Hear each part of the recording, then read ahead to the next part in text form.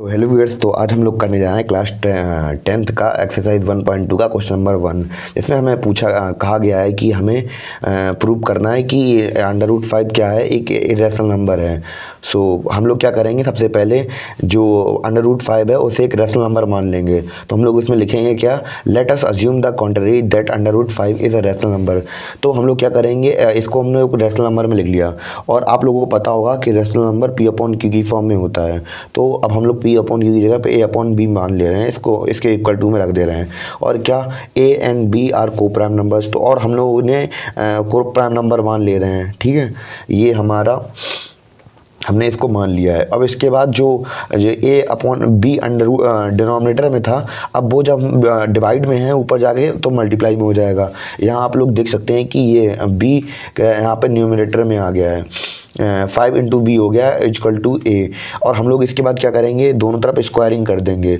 दोनों तरफ स्क्वायरिंग करने के बाद हमें रिजल्ट में क्या मिलेगा, स्क्वायरिंग यहाँ पे कर दी, स्क्वायरिंग यहाँ पे कर दी। इसको हम फर्दर लिख देंगे।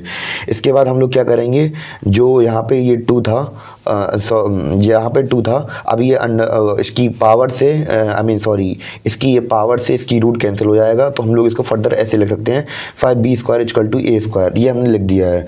और जब हम इसके आगे बढ़ेंगे तो अब हम क्या करेंगे, हम लोग मान लेंगे एक बराबर, यहाँ पे क्या निकला था, A के बराबर 5, A=5 निकाल लिया था। और A=5C रख देंगे यहाँ पे हम। और C यहाँ पे क्या होगा, एक इंटीजर होगा। अब हम लोग यहाँ पे देख सकते हैं कि यहाँ पे हम लोगों ने देखा था कि जब A² एक 5 से डिविजिबल था, तो अब A भी तो 5 से डिविजिबल होगा। ये हम लोगों ने यहाँ पे अजम्पशन निकाल ली थी, और ये अजम्पशन नंबर हमारी 1 हो गई थी। और जब हम इसको फर्दर सॉल्व करेंगे तो यहाँ पे हम लोग क्या रख देंगे, यहाँ पे हम लोग देखेंगे कि एक A बराबर कितना था, 5C था। तो बस हम कुछ नहीं करेंगे, अपनी जो ऊपर वाली इक्वेशन थी इसको बस सीधे पुटअप कर देंगे यहाँ पे। तो A² कितना निकला था, यहाँ पे ये रख दिया। और A की वैल्यू कितनी निकली थी, 5C निकली थी। और बस हम A की वैल्यू हमने यहाँ पे रख दी है, तो इसमें स्क्वायर चढ़ा देंगे। जब हम इसको फर्दर सॉल्व करेंगे तो 5 का स्क्वायर कितना हो जाएगा, 25। और यहाँ पे C² का क्या, C² हो जाएगा। और जब हम इसको फर्दर काटेंगे तो 5 1 जा 5 और 5 5 जा 25। तो यहाँ पे वैल्यू क्या निकली, B² इक्वल टू 5C²। और इससे हम लोगों ने क्या पहचाना, जो B² है वो डिविजिबल है किससे, 5 से। और जैसे हमने पहले में माना था कि जब B² 5 से डिविजिबल था तो B भी तो 5 से डिविजिबल होगा। ये हमारी इक्वेशन नंबर 2 हो गई।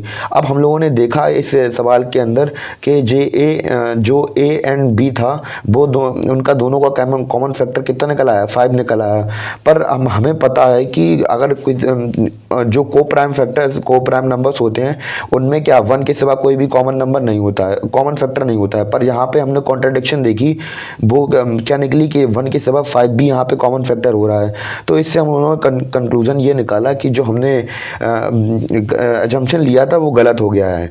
तो इसी वजह से ये अजम्पशन जो हमने ली थी वो गलत है, इस वजह से ये क्या है, रेशनल नंबर है। सो फर्दर हम इसको ऐसे लिख सकते हैं कि so the construction is arisen because of our wrong assumption. तो इसके वजह से जो हमारा √5 था वो क्या है, इरेशनल नंबर है। Thanks for watching. अब हमारा जो क्वेश्चन था वो ख़त्म हो चुका है।